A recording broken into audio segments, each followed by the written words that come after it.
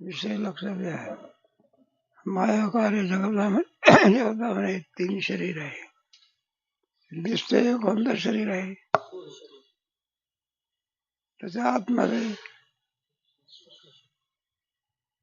आतमध्ये कोणतं? अरे स्थूल शरीर त्याच्या आतमध्ये इतका वेळ का? त्याला कारण कोण? कारण शरीर. झोपेत कोणतं शरीर आहे? अशी 3 शरीर आहे.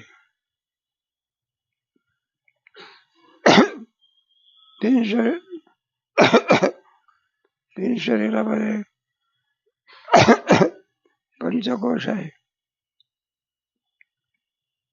त्याचा अन्नमय कोश कोणता कोश आहे? सूक्ष्म शरीरामध्ये किती कोश आहे?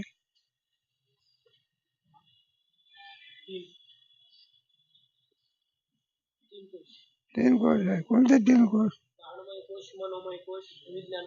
3 कोश दिघी आहे ते का कोश?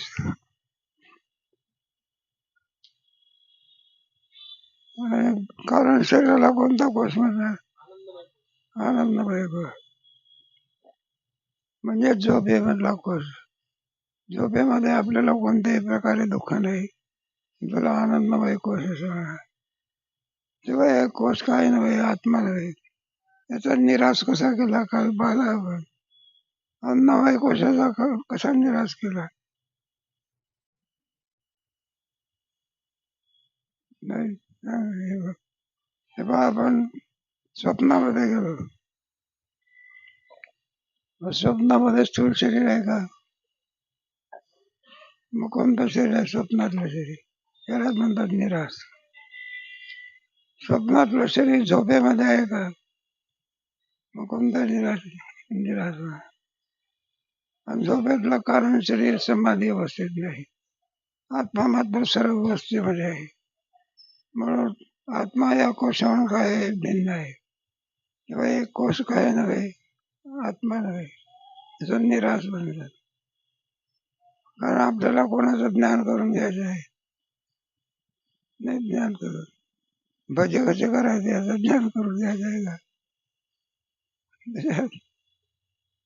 एका ब्रह्मज्ञानाशिवाय जीवात्मा मुक्त होऊ शकत नाही. ज्ञानेश्वरीमध्ये गीतेमध्ये याचा बराचसा विचार आला. ज्ञाने भी नाही की उपाय करूची चुकी. उपाय चुकला म्हणजे समजा. नाहीतर आपलं जायचं दिघीला आणि घालायचा करला. त्याला विचारलं म्हटलं कुठं जायचं आहे? म्हणलं दिघीला. रस्ता कोणतं चुकला? म्हणलं साखरला. मग ते करता ज्ञान. आणि ते कोणतं ज्ञान पाहिजे? आत्मज्ञान. विना आत्मशिवाय, आत्मज्ञानाशिवाय मुक्ती प्राप्त होऊ शकत नाही. तेव्हा कोशावर आत्मा जरी वेगळा आहे असं कळलं तरी आत्मा ब्रह्मरूप आहे कळावं लागलं. त्याला कोणतं वाक्य? महावाक्य. ब्रह्मरूपता कोणत्या वाक्यामध्ये सांगितले? महावाक्यामध्ये. काल आपलं पाहिलं होतं आपण कोणत्या अध्यायात. वेदातलं कोणतं महावाक्य आहे? विचारत नाही, काय काळजी करण्याचं काम नाही. महावाक्य कोणत्या वेदातलं आहे? मला हे सुद्धा वाचलं. तेव्हा महावाक्य हे जीव ब्रह्माचा अभेद सांगते. लग्न काय करत असते? लग्न होण्याच्या पुढे दोघं वेगळे असतात, वधू आणि वधू. आणि एकदा लग्न झालं म्हणजे दोघातला भेद काय करते? लग्न म्हणजे काय 2 जीवाचं ऐक्य झालं काय म्हणायचं? मग लग्नाबद्दल भेद आहे का अभेद आहे? याला झालेला आहे मुलगा तो काय म्हणतो माझाच म्हणतो. बाईला आहे बाई सुद्धा काय म्हणते अभेदाला की महावाक्य हे ब्रह्माचा निवाचा अभेद नव्हता. तेव्हा मुक्त पुरुषाची काय स्थिती असते त्याचं वर्णन आहे तेव्हा वाचा. महावाक्योपदेश प्रकार. श्री गुरु पंचकोशाहून आत्मा पृथक समजून तो आत्मा ब्रह्मरूप आहे असा निश्चय कर. शिष्य महाराज, आत्मा पुण्य पाप करत आहे. कर्माप्रमाणे स्वर्ग नरकादी लोकात नाना प्रकारच्या सुखदुःखांचा भोगता आहे. असे असता त्याची ब्रह्माशी एकता कशी घडेल? बरोबर. तुम्हाला गेलं की दुसऱ्या तरंगात चौथ्या तरंगात भरपूर केलं. कोणत्या विषयावर गेलं ज्या वेळेला आणखी बरं जीव ब्रह्म ऐक्य सांगते विचार सगळ्या घेऊन झाला. जीव ब्रह्म हे या ग्रंथाचा काय आहे? अरे जीव ब्रह्म हे काय आहे या ग्रंथाचा? अधिकारी विषय अधिकारी कोण आहे? पहिल्या तरंगात गेलो विषय कोणता आहे? बरं का फळ कोणतं आहे? त्याचा संबंध त्याला अनुबंधाच्या दृष्टीबंधन अधिकारी विषय प्रयोजन आणि संबंध. मग या ग्रंथाचा विषय कोणता? जीव ब्रह्म ऐक्य. ज्याला हे ज्ञान झालेलं आहे त्याची स्थिती कशी असते याचं वर्णन आहे. तुमच्या गीतेच्या भगवद्गीतेमध्ये ज्याला ब्रह्मात्म ज्ञान झालेलं आहे असा स्थितप्रज्ञ पुरुष त्याची स्थिती कशी असते भगवद्गीतेत आहे. त्याचप्रमाणे विचार सागरात आहे. प्रवचनासारखंच आहे वाचा. श्री गुरु बाबा रे, ब्रह्मरूप आत्म्याशिवाय जे दृष्ट श्री धनपुत्रादी व शास्त्रद्वारा श्रुत जे स्वर्ग नरक पुण्य पापादी ही सर्व मिथ्या भ्रमरूप आहेत असे समज. ब्रह्मरूप सांगायची म्हटल्यानंतर सगळ्या पदार्थामध्ये कोणाची व्यक्ती परमात्म्याची होऊन गेला आपला. हा जगतामधला सगळा परिवार तो सुद्धा किम स्वरूप आहे, ब्रह्मरूप आहे. ब्रह्मावर भिन्न अद्वैत वेदांत आहे ना. अद्वैत वेदांतामध्ये द्वैत नाही, सगळं द्वैत त्याचा निराश झाल्यानंतर एक ब्रह्मच राहत असते. म्हणून तत्ववेत्या पुरुषाचा निश्चय कसा असून त्याच्याकरता हे वर्णन झालं वाचा. आणि मिथ्या वस्तू ज्या अधिष्ठानावर भासते त्या अधिष्ठानास यत्किंचित उपकार किंवा अपकार करीत नाही. सर्प कोणावर भासतो? सर्प कोणावर भासतो? झाडावर भासतो का? झाडावर कोण भासतो? माणूस भासतो. विवर्ताचं दृष्टांत आहे. दोरीवर जर सर्प बसला, दोरी विषयुक्त झाली का? दोरी जशीच्या तसं जगात जरी वाटलं तरी ब्रह्म जसाच आहे. जसे स्वप्नात भिक्षा मागितल्याने राजा दरिद्री होत नाही, मृगजलाने जमीन ओली होत नाही किंवा सर्पभासाने रज्जू विषयुक्तही होत नाही. त्याच्यामुळे काय होत असते का? जसं जे पद ज्याला प्राप्त झालेलं आहे किती प्रयत्न केला नाही का तरी एखादा मेंढी कुठं सिंह होत असते का? सिंह काय होत नाही, मेंढी होत नाही, मेंढी काय होत नाही, तेच होत नाही. ऐक्य कोणाचं? शरीराचे ऐक्य आहे. आत्मा हा सर्वाचा एकत्व आहे. वेदांत शास्त्रामध्ये शरीराचं ऐक्य नाही. मग कोणाचं आहे की आत्माच किम स्वरूप आहे. मग आत्मा हा परिच्छिन्न आहे का व्यापक आहे? कशाप्रमाणे? आकाशाप्रमाणे.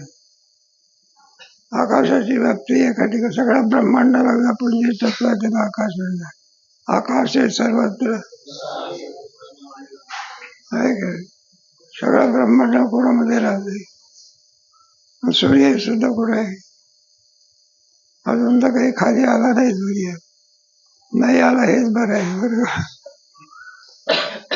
आताच केवढी आणखी उष्णता असते. म्हणून हे सर्व ब्रह्मांड ब्रह्मरूप आहे असा तत्ववेत्याचा निश्चय असतो. स्थितप्रज्ञात त्या पुरुषाप्रमाणे वाचा. म्हणून तू कितीही शुभाशुभ कर्मे केलीस तरी आत्मदृष्टीने तू अकर्ता आहेस. या आत्म्याच्या ठिकाणी क्रिया नाही, ज्याच्या ठिकाणी क्रिया असेल त्याला ते आणखी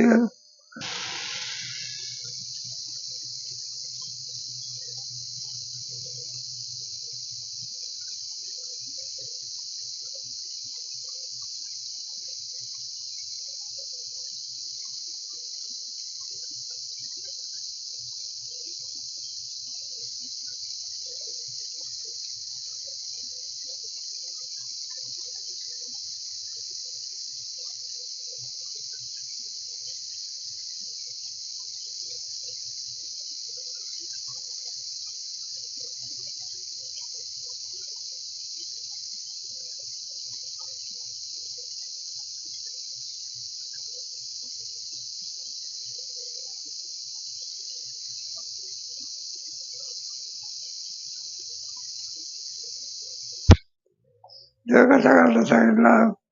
त्याच्यामध्ये ऐक्याच्या बाबतीत सांगितलं तुम्हाला. तेव्हा शिष्याची शंका आहे. कोणाची शंका आहे? तुम्हाला दुसऱ्या तरंगात गेला की चौथ्या तरंगामध्ये गेला की पूर्व पक्ष आहे.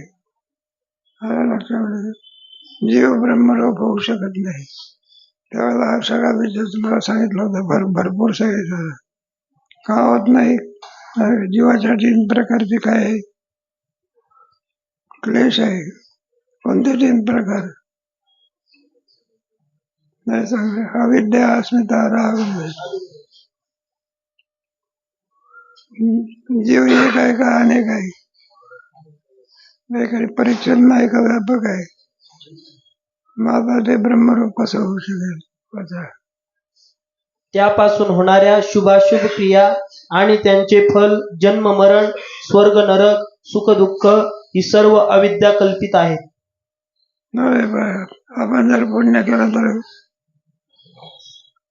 पुण्याचे मिळणारे फल आपल्याला मिळतं. पाप केलं तर कोणतं फल प्राप्त होते? पूर्वमीमांसाशास्त्र आहे. त्याच्यामध्ये कर्माचे 2 प्रकार केले आहे. एक विहित कर्म आणि एक निषिद्ध कर्म. विहित कर्म आणि पुण्योत्पत्तीच्या द्वारा बरं का स्वर्ग तुमचे काय म्हणजे ब्रह्मलोक सत्यलोक प्राप्त होतो. आणि निषिद्ध कर्म केलं तर नाना प्रकारचे नरकभोग आहे. कर्माची फल आहे. ईश्वर कोणाला स्वर्गही देत नाही, नरकही घालत नाही. ज्याचा जसं कर्म असेल त्याप्रमाणे, ज्याचा जसा परीक्षेचा पेपर सुटला असेल तसे मार्क देतो. कोणावर दुसऱ्याची जाऊया पुढे वाचा. त्या कल्पित सामुग्रीने तुझा ब्रह्मभाव मागे केवळ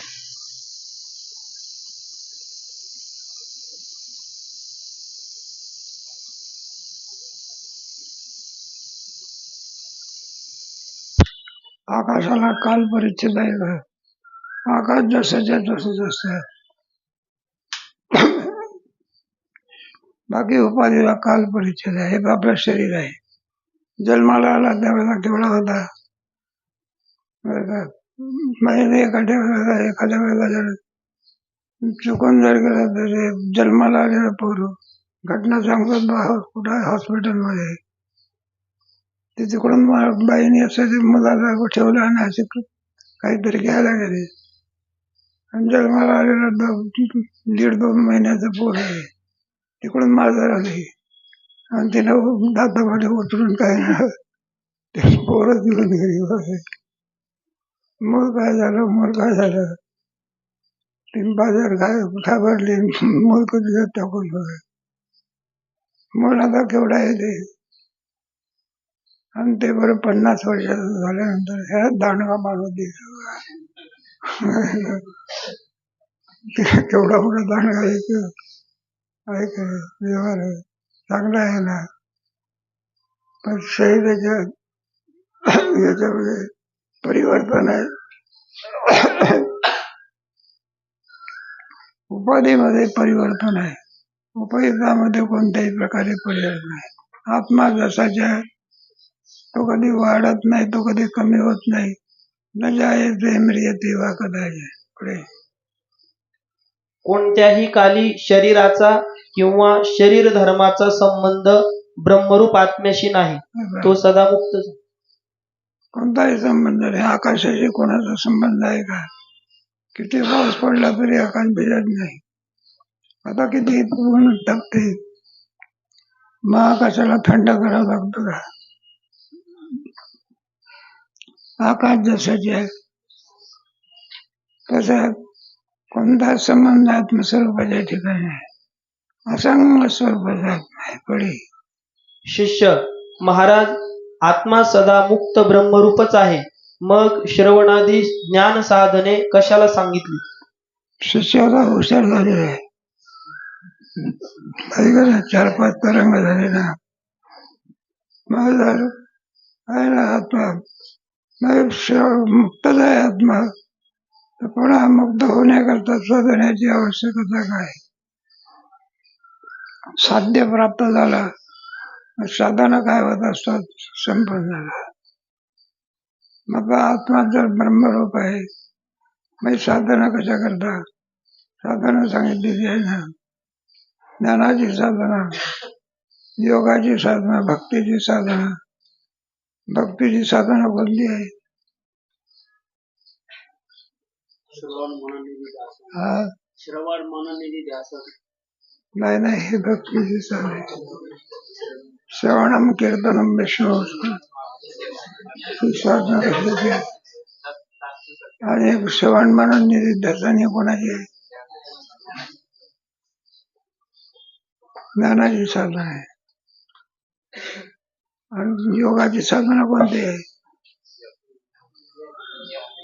चुकलं सांगत दणकून जायचं.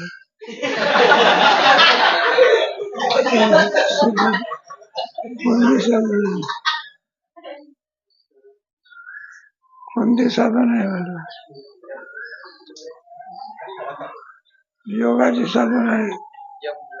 यम नियम प्राणायाम प्रत्याहार. ज्याला जे करायचं असेल ते करावं. स्वर्गात एखादी साधना कोणती आहे? 100 यज्ञ करावे.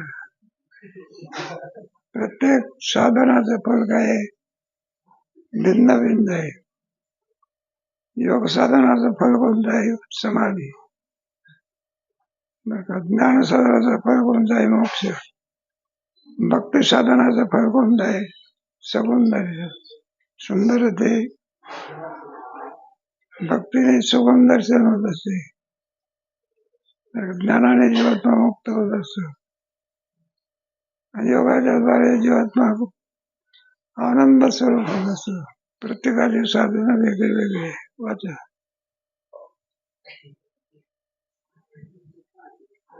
श्री गुरु, आत्मा ब्रह्मरूप आहे हे खरे, पण आत्मा ब्रह्मरूप नाही असा ज्यास भ्रम आहे, त्यास भ्रमनिवृत्ती करिता ज्ञान साधने सांगितली. भ्रम झालेला आहे मनुष्य म्हणतो बाई आहे. भ्रम झाला आहे. मग शेवट बाई होत सगळं. मग आपल्याला सुद्धा भ्रम झालेला आहे. आपण ब्रह्मरूप आणि तो कोण आहे असं म्हटलं तर शरीराच्या धर्माचा उच्चार करतो. सगळे धर्म शरीराच्या आपल्या पाठीमागे. वेदांत शास्त्रामध्ये काय आहे? मिळवायचं आहे का भ्रम घालवायचं आहे? मग लेखणीचा दृष्टांत दिला ना. लेखणीच्या दृष्टांतामध्ये काय आहे सांगा की? लेखणी मिळवायची आहे का आहे? मग मिळवली का म्हणतो भ्रमनिवृत्त झाला. हरवल्याचा काय झाला होता? पुढे वाचा. ज्यांचा भ्रम निवृत्त झाला आहे अशा जीवनमुक्त विद्वानाचा आत्मस्वरूपाबद्दल काय निश्चय असतो ते तुला सांगतो. नाही बा, हे ठिकठिकाण आहे. गीतेमध्ये सुद्धा आहे. 2ऱ्या अध्यायामध्ये सुद्धा प्रज्ञस्य का भाषा. 12व्या अध्यायामध्ये भगवताची लक्षणं सांगा. अद्वैष्टा सर्वभूताना. 14 याच्यामध्ये पुन्हा पिताची लक्षण आहे. बरं का, प्रत्येकाची लक्षणं सांगितली. तेव्हा मुक्त असलेल्या पुरुषाची लक्षणं कोणती सांगा. वंध्यापुत्राप्रमाणे प्रपंच नाहीच, म्हणून त्याचा करता ईश्वरही नाही. अज्ञान किंवा अज्ञान कार्य ही साक्ष म्हणजे साक्षीचे विषय नाहीत, म्हणून आत्म्याचे ठिकाणी साक्षी भावही नाही. हे पहा, आत्म्याच्या ठिकाणी कोणता संबंध नाही. असंग स्वरूपाचा आत्मा आहे.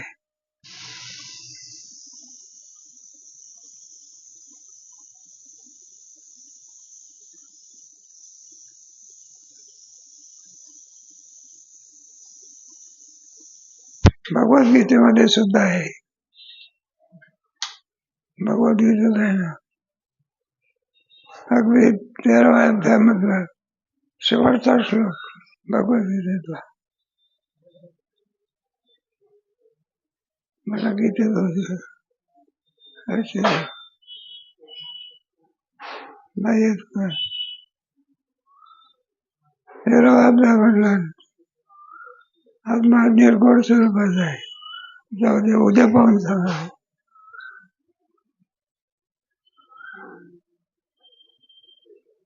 बरं, पाहून सांगा, काही हरकत नाही. क्षेत्र क्षेत्रज्ञ योरेव मंतरम ज्ञानचक्षुषा भूत प्रकृती मोक्षंच ये विदुर यांती ते पण. पुढे वाचा. देहादी दृश्य पदार्थ नाही, म्हणून आत्मा द्रष्टाही नाही. कुटस्थ चैतन्यास साक्षी आणि द्रष्टा म्हणतात, परंतु ते म्हणणे साक्ष व दृश्य पदार्थ आहेत असे मानले असता, त्यामुळे साक्षी व द्रष्टा असा व्यवहार कुटस्थाचे ठिकाणी होतो. हे सगळे उपाधीचे धर्म आहे. उपाधीवरून आपण भिन्न स्वरूपाचा आहे.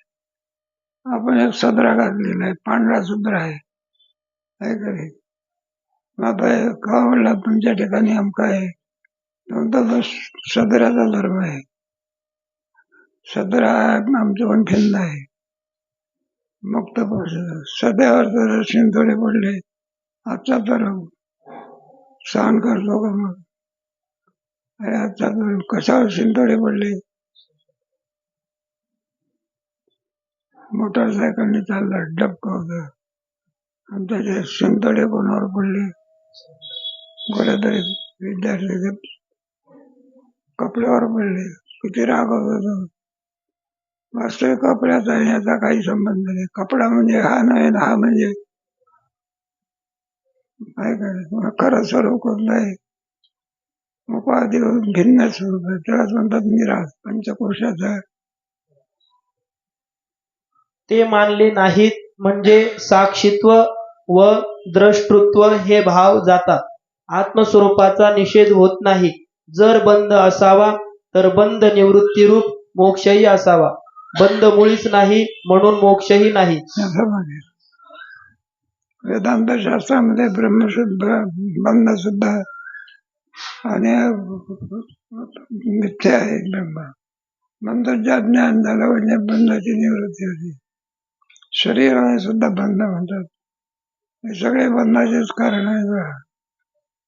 स्त्री, पुत्र, धन, मुलगा वगैरे, शेती वगैरे सगळी बंधाचे का. त्याला पाश असं म्हणतात. भक्त कसे असतात, गेले अशा पाश. हे पाश आहे. शरीर सुद्धा पाश आहे. आपल्याला बांधलेला आहे शरीर. स्त्री पाश, पुत्र पाश, धनपाश, माया पाश 7वा आहे का. म्हणजे सगळे पाश असलेल्या बंधाने बंध असतात. तेव्हा त्याच्या ठिकाणी बंधाची निवृत्ती झाली असते त्याला मुक्त असं म्हणायचं. मग ते तुका आला लोटांगली करा की पूर्ण.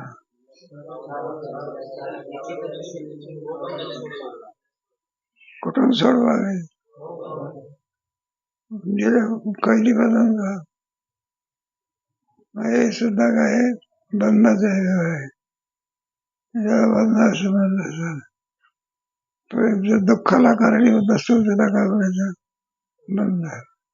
आणि सुखाला कारणीभूत असतो त्याला मोक्ष म्हणायचा.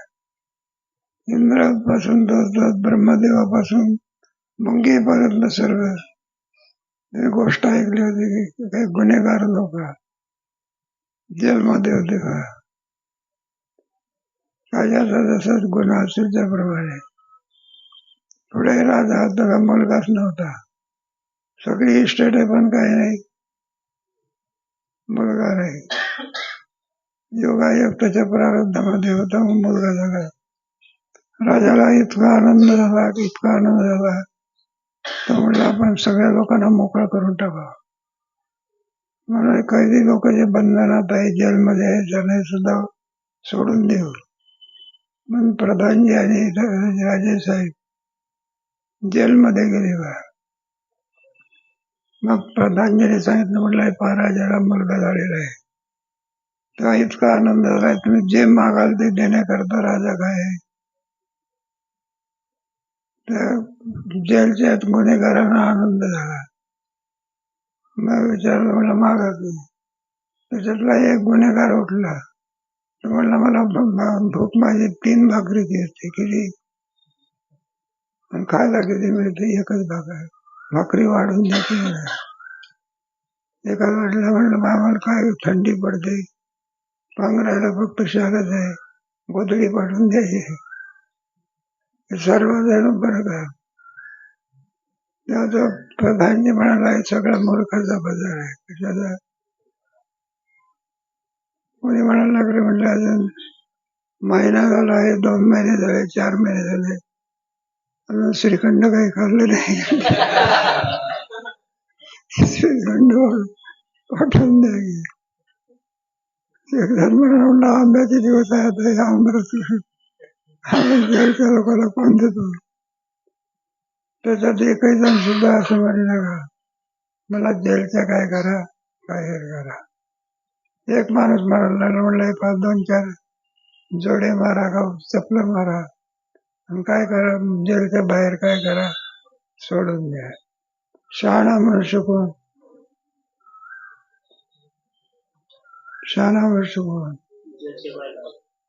जेलमधून सुटण्याची इच्छा करतो तो शहाणा गुन्हेगार. त्याप्रमाणे माणसं हे सगळं व्यवहार वावरून हे प्रयत्न करत असतात. बंधातून सुटण्याची इच्छा कोणी करीत नाही. बंधातून सुटण्याची इच्छा कोण करतो? तुम्हाला गेल्यानंतर दुसऱ्या तरंगात, चौथ्या तरंगात माणसाचे प्रकार वाढायचे. पामर, पुढे पुढे पुढे शेवटी विषय म्हणजे बंधातून सुटण्याची इच्छा करतात, बंध वाढवतात. तरी संसारिक माणसं सुटण्याची इच्छा करतात बघा. टीका म्हणून नाही बघा, कीर्तनात नाही सांगायचं. ते स्वामी महाराज होते तेव्हा कल्पना करा, एखाद्याचं लग्न झालं आणि कालांतराने बाई काय झाली, संपले. जेवढ्यावर शहाणा होत असतो का पुन्हा दुसरं लग्न लावतो, वाढवतो का कमी करतो, कीर्तनात नाही सांगायचं. माणसं बंध वाढवतात व कमी करतात, ते बाबासाहेब सांगतात. त्यांच्या याच्यामध्ये ते हे होतं. तेव्हा विद्यार्थी वर्गाने त्यांना प्रश्न केला, एक लग्न झाल्यानंतर जर प्रमाणला दुसरं लग्न कशा करता करतो? कोणतं लग्न केलं दुसरं करण्याची आवश्यकता? मामासाहेब म्हणायला लागले, म्हणजे पहिलेच कशा करता का कोणतं? जाऊ द्या. जो बंधामधून मुक्त होण्याची इच्छा करतो त्याला काय म्हणायचं? साधक. आणि बंधामध्ये गुंततो त्याला काय म्हणायचं? विषय आणि असुरी संपत्ती. त्याला कोणती संपत्ती? धर्मोद्यमानश्च क्रोधपरुषमेव अज्ञानम च बीजादस्य पार्थ संपदमानः. पुढे वाचा. अज्ञान असते तर त्याचा ज्ञानाने नाश झाला असता, पण अज्ञान नाहीच म्हणून त्याचे नाशक ज्ञानही नाही. चोरीच केली नाही तर शिक्षा होण्याचं काही नाही. शिक्षा कोणाला होत असते? जो गुन्हेगार असेल त्याला. गुन्हाच केला नाही, प्रश्न काय आहे? मोकळात पुढे. अशा त्या विद्वानाच्या निश्चयामुळे कर्तव्य बुद्धीचा त्याग झालेला असतो. कोणती अवस्था आहे? मुक्त अवस्था. 4 प्रकार आपण केले होते ना. पहिला पामर, दुसरा, तिसरा, चौथा. पामरच काय होत असतो? विषय होत. विषयाचा काय होत असतो? जिज्ञासा होत. आणि जिज्ञासूचा काय होतो? इथं पोरं येत असतात पहिल्या वर्षातले पोरं, दुसऱ्या वर्षात, दुसऱ्यातून आणि तिसऱ्यातून. आमचं कीर्तन आहे ती आनंदाची गोष्ट आहे. मला आशीर्वाद द्या की अभ्यास नाही केला तर आमच्या बाब काय द्यायचं. चांगली गोष्ट आहे, आनंदाची गोष्ट आहे.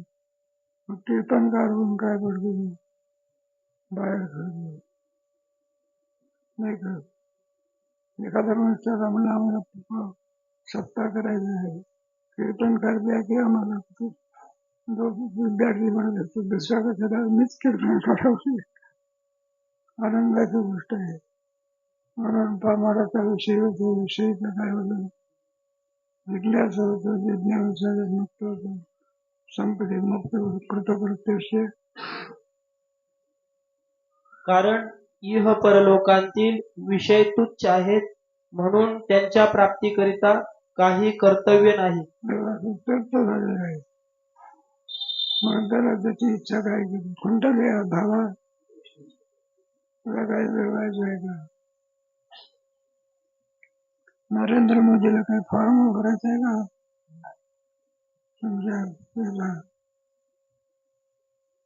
संपलं की परमात्मा 15 अध्यायातला शेवटचे श्लोक इदमोत्तम एतद् बद्ध्वा बुद्धिमान् कृतकृत्यस्य.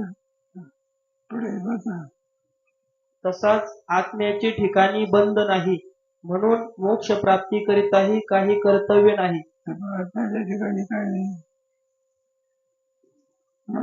बंद असता तर निवृत्तीची काय करायची? ते करायची. बंदच नाही, रोगच नाही तर डॉक्टरच्याकडे जाण्याची काय नाही. मग डॉक्टरकडे कोण जात असतो? जो पेशंट असतो तो जात असतो.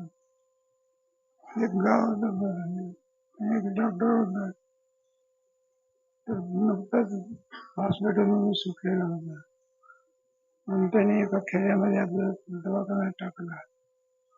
पण गिऱ्हाईक काही कोणी येईना. वाटल्या भेटल्या. त्याने विचार केला, म्हणलं दवाखाना टाकला आणि एकही पेशंट येत नाही. म्हणजे काय विचारलं, म्हणलं का या गावामध्ये काय आहे? म्हणलं एक पेशंट आहे. कोणता पेशंट आहे? आता खेड्यात राहणारे लोक ते कसे असतात? शुद्ध पाणी, शुद्ध हवा, खायला सुद्धा ताजे असते सगळं.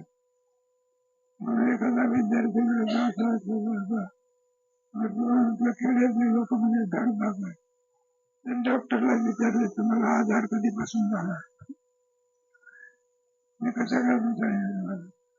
कर्तव्य संपला, परमार्थ संपला. पुढे. असा जीवनमुक्त विद्वानाचा निश्चय असल्यामुळे त्याच्या कर्तव्यात्मक बुद्धीचा त्याग झालेला असून तो सर्वथा कृतकृत्य आहे. क्रियापटपर्यंत राहते.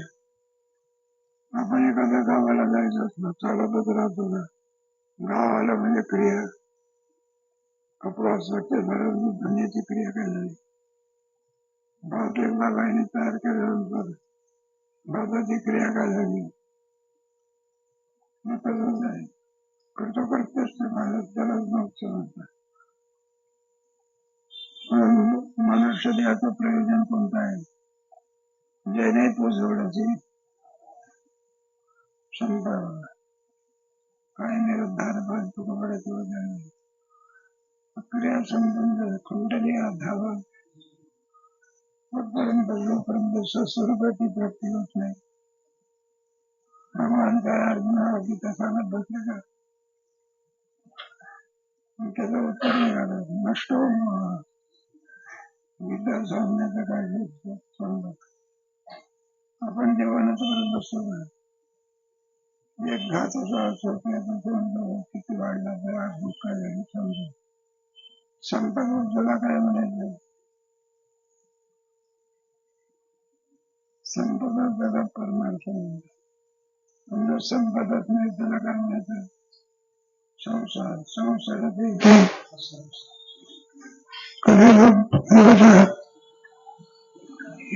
संसार या देहातून त्या देहातून त्या देहातून कोणत्या देहामध्ये प्राप्त तुला मिळते काही सांग. यम यम वापी स्मरण भाव तमाय वेटी तदा भाव. आपण मागच्या जन्मात कोणत्या शरीरात होतो कोणाला नाही. संस्कारावरून नाही. आणि जन्म मरणाची धारा पुनरपी जननम पुनरपी याला संसार म्हणतात. लग्न करून शाकाही सगळं घर बांधणं वगैरे करा संसार कोण आहे. पुनरपी जननम शुकाचार्य होते कोणती उपाधी होती का? जनक राजा त्याच्यामध्ये संसारी ठेवले. देहाला मी म्हणत असत संसार. संसार म्हणजे काय? किती वेळा जन्म पुढे. त्याप्रमाणे हे शिष्य तूही आत्मा नित्यमुक्त ब्रह्मरूप जाणून जेव्हा आत्मस्वरूपाचे ठिकाणी निश्चल होऊन सर्व कर्तव्य टाकशील तेव्हा तुला अप्रिय व ब्रह्मरूप विदेह मोक्ष प्राप्त होईल. मोक्ष बद्ध अवस्था आणि मुक्त अवस्था. तरी बद्ध आहे. ब्रह्मदेव सुद्धा बद्ध आहे. कोणाला सगळे बद्ध आहे. अनेकाला गरीब मनुष्य ज्याचा बंधनावरती बाळाचा मुक्त आहे. तो बरं मला कशाही मुक्त आहे. मागणी जन्म कुंडली झालं कसे नदी समुद्र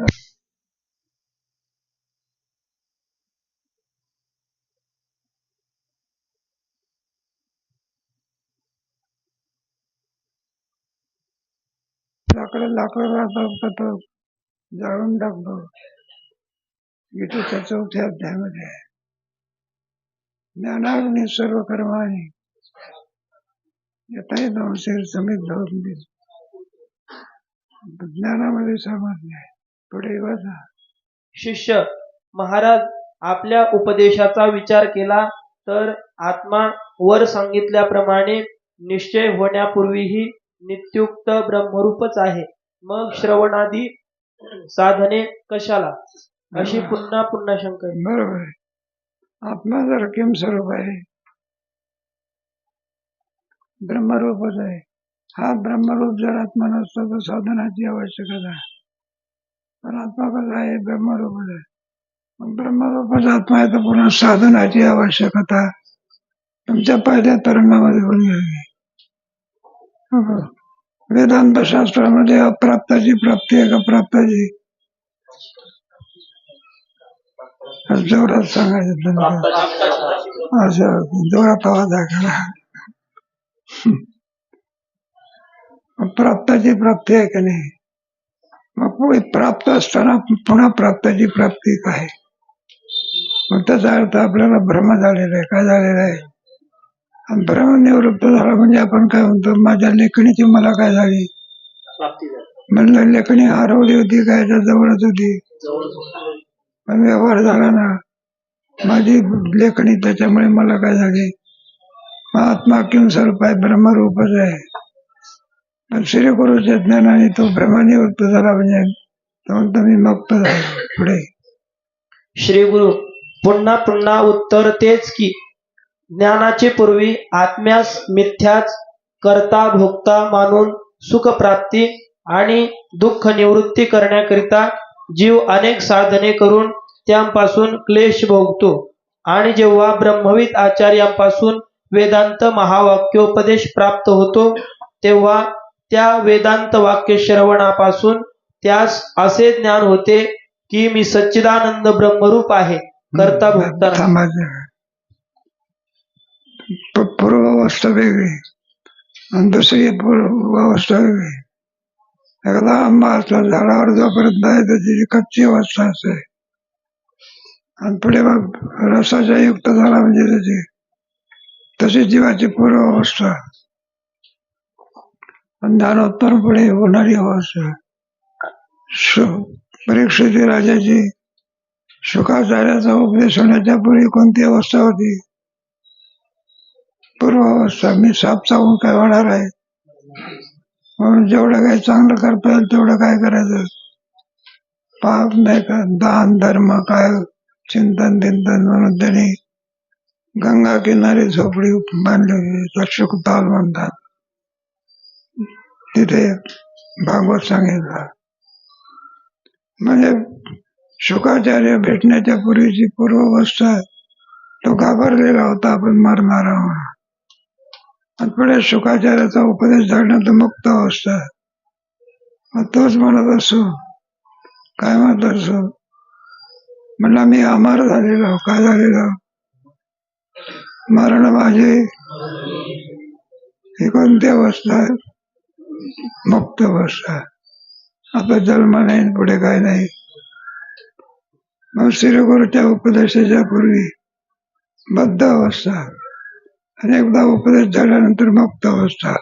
पुढे म्हणून मला काही कर्तव्यही नाही एवढेच त्या श्रवणाचे फल आहे. ब्रह्मप्राप्ती. कर्तव्य संपलं. कृतकृत्य संसाराला बरोबर यथार्थ जाणलं. गीतेतला 15वा अध्याय. इदमत्तम मया नगावी येतो तत्वा बुद्धिमानशात कृतकृत्य तृप्ती झाली अजायशी साधने सरती आपली. गावाला म्हणजे बसचं जाणं बंद पडतं. कोणतंही साधन साध्य प्राप्त झाल्यानंतर त्याचा काही उपयोग होऊ शकत नाही. कसं हे शरीर म्हणजे साध्य आहे का साधन आहे? साधन आहे की. पामर लोक याला साध्य समजतात. त्याच्याकडून काय का जन्माला त्याचे राजे सार्थक झाले. म्हणून विद्यार्थी कोण असतो मिळालेल्या शरीराचा उपयोग करून घेतो. तेवढ्या करता आपल्याला साधन आहे. हे साधन आपल्याला कोणी दिलेलं आहे? ईश्वराने दिली इंद्रिये. पुढे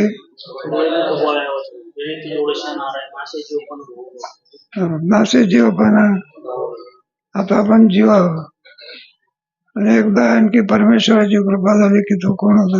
नराचा नारायण होता. जेव्हा मुक्त पुरुषाचा अनुभव कसा आहे सांगण्याचा. ब्रह्मप्राप्ती हे वेदांत श्रवणाचे फल नाही, कारण ब्रह्म आपले स्वरूपच आहे म्हणून नित्यप्राप्त आहे. यावरून हे निश्चित झाले की जो आत्मस्वरूपाचे ठिकाणी कर्तव्य मानतो तो अज्ञानी व जो मानित नाही तो ज्ञानी. एकदा आत्मस्वरूपाच्या प्राप्त झाल्यानंतर कर्तव्य संपलं. आता पुढे कर्तव्याची दिशा नाही का. एकदा आंब्याचा रस झाल्यानंतर पूर्णत्व संपलं नाही का. एकदा भात तयार झाल्यानंतर पूर्णत्व काय झालं? भात झाल्यानंतर जळ लावत बसतो का आपण? कपडा स्वच्छ झाल्यानंतर साबण लावत बसतो का? एकदा मुक्त अवस्था संपली. वेदांत शास्त्रामध्ये त्याला जीवनमुक्त अवस्था समजणार. आणि पुढे त्याच्या पुढची अवस्था तुम्हाला पुढे 77 रंगामध्ये सांगून दे. त्याच्यामध्ये चांगला विचार केला जीवनमुक्तीचा. किंवा दर्शनकार लोक मानतात मानत नाही, त्याचा अधिक विचार सत्य तरंगामध्ये जावा. पुढे वाचा. एक अखंडित अदृश्य रूपरहित निष्पाप अजन्मा अशा ब्रह्मस्वरूपाचे ठिकाणी मूल अज्ञान स्थूल सूक्ष्म समष्टी वेष्टी ईश सूत्रात्मा विराट प्राज्ञ तेजस विश्व भोग बंधन मोक्ष वगैरे काही एक नाही. असा निश्चय कोणाचा असतो तत्व व्यक्तच असतो. तो ब्रह्मस्वरूपाला प्राप्त झालेला आहे ना. एकदा माणसाला जाग आली म्हणजे स्वप्नातलं काही शिल्लक राहत नाही. तसं ज्याला जागृती प्राप्त झाली, ब्रह्मावस्था प्राप्त झाली, ज्याला संसारिक कोणताही धर्म त्याच्या ठिकाणी राहत नाही. वाचा. परंतु त्यांची प्रतीती होते ती मात्र ब्रह्मस्वरूपातच होते. स्वप्नामध्ये भोगता भोग्य किंवा भोग ही काही एक नसतात, परंतु बुद्धीत ती सर्व विचित्र उत्पन्न होतात. स्वप्नातला दृष्टांत, झोपेत जाण्याच्या पूर्वी एकटाच होता बघा, पुढे स्वप्न पडलं, पुन्हा स्वप्न केलं की पुन्हा जागा झाला, जसाच्या तसा. त्याप्रमाणे कोणताही धर्म आत्मस्वरूपाच्या ठिकाणी नाही, पण आत्मज्ञान व्हावं लागत असतं. पुढे. त्याचप्रमाणे जागृतीमध्ये जो प्रपंच भासतो तो सर्व बुद्धीचा विलास आहे. तीच बुद्धी झोपेत लीन झाली असता सर्व भेद नाहीसा होऊन आत्मचिन्मात्रता मात्र राहते. हे पहा, सगळ्याचा सगळा प्रपंच कुठपर्यंत झोप लागेपर्यंत दोन्ही प्रपंच संपून झालं. एक बाह्य प्रपंच आणि स्वप्न, झोप लागल्यानंतर स्वप्न पडतं, स्वप्नातलाही प्रपंच संपून झालं. पण त्याच्याकरता जाग यावी लागते. जोपर्यंत जाग येत नाही तोपर्यंत बद्ध अवस्था. एकदा जागा झाला की साधू संतांनी म्हटलेलं आहे ना, जगजोगी जगजोगी जागता जगदेव. आहे का रे? नका घेऊ भारत केवळ स्वस्वरूपाची प्राप्ती करून नये. म्हटलं आम्हाला वेळ मिळत नाही, क्षणवारी मिळत नाही. मनुष्य देहामध्ये येऊन सुद्धा एवढं गुंतून घेण्याचं कारण नाही का लक्षामध्ये. इतका संसार वाढवायचा की देवाच्या दर्शनात जाण्याकरता आणि प्रवचनाला काही नाही. मग एवढा संसार कशाला? एक शेरांना करता चाड किती किती दिलं तरी जमत असं काय. पण ते माणसाचा अभ्यास असतो म्हणून झडवणे आणि भक्तीचे वाटे. आम्हाला काय प्राप्त होणार आहे नाही सांगता येत. अरे झडझडवणी आहे आणि पुढे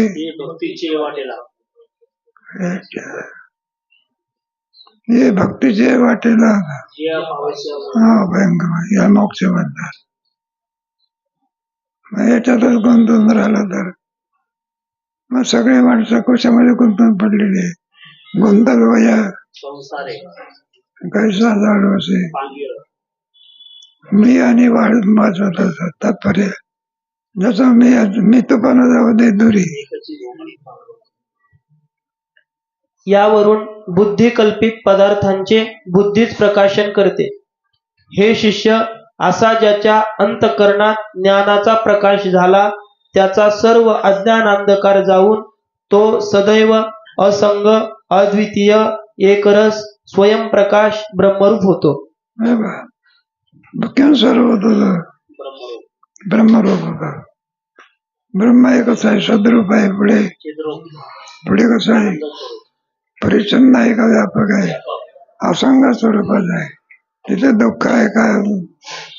कोणत्याही प्रकारे क्लेश आहे का? ऐशा ब्राह्मी स्थिती नैनाम प्राप्य ही स्थिती ज्यांनी प्राप्त केली जोग महाराज आमच्यासारखे म्हटले का या ठिकाणी इथंच बसून राहतो. म्हणजे आम्ही जातो की आमचं कार्य काय झालं नाही का? चांगलं आहे. मुक्तावस्था कशी स्थितीचं वर्णन चाललेलं आहे. पुढे त्याच्या निश्चयात वास्तविक मागे काही झाले नाही व पुढे काहीही व्हावयाचे नाही. मनोरथ विलास मात्र सर्व जगत आहे. म्हणून कोणत्याही पदार्थांच्या प्राप्तीची किंवा निवृत्तीची इच्छा होत नाही. त्याला काय तो कशाला प्राप्तीची इच्छा काय? नरेंद्र मोदी काय नोकरी घेऊन पगाराची इच्छा करतो का? तो कोणता सोनावर आहे? उलट आपल्या घरी आपल्या ठिकाणी नोकर लावतो. अशी सर्वात श्रेष्ठ अवस्था निवड मुक्त अवस्था काय काय शीतप्रज्ञाचं का गीतेमध्ये हिच उदाहरण आहे. अद्वैष्टा सर्व मैत्र करुण सुंदर अवस्था आहे. भक्तीच्या द्वारा साधनाच्या द्वारा होते आणि जीवनमुक्त अवस्था ही ज्ञानाच्या द्वारा प्राप्त होते. समाधी अवस्था ही योगाच्या द्वारा प्राप्त होते. पुढे याचा अर्थ तो भोजनादी व्यवहार करीत नाही असा नाही. तो कानांनी ऐकतो, जिव्हेने स्वाद घेतो, त्वचेने स्पर्श जाणतो, नाकाने वास घेतो, वाणीने बोलतो, हाताने घेणे देणे करतो, गुदद्वाराने मलत्याग करतो, पायाने चालतो, धावतो, रतिसुखाचाही भोग घेतो, काय वाटेल ते करतो. इतके व्यवहार करूनही तो सदैव अकर्ता अभोक्ताच असतो. पाचवा तरंगाला वागे. पाचव्या तरंगामध्ये कर्ता पुरुष कसा पश्यन शृण्वन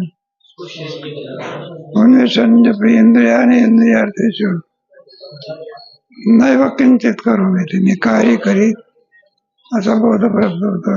भगवद्गीतेमध्ये 5व्या अध्यायामध्ये गोडा विषय आलेला आहे. जेव्हा या सर्व क्रिया करून सुद्धा मी काही करत असा अभिमान घेत नाही, काय घेत नाही. पोस्टमन पैसा आणत असत, आपल्याला आणून देण्याचं काम करतो, पण त्याची वृत्ती कशी असते? या पैशाची आपला काही समजा गुराखी गाई राखतो, मालकाच्या घरी गाई घेऊन जातो, पण त्याची वृत्ती कोणती आहे? या गायीशी माझा काही संबंध आहे.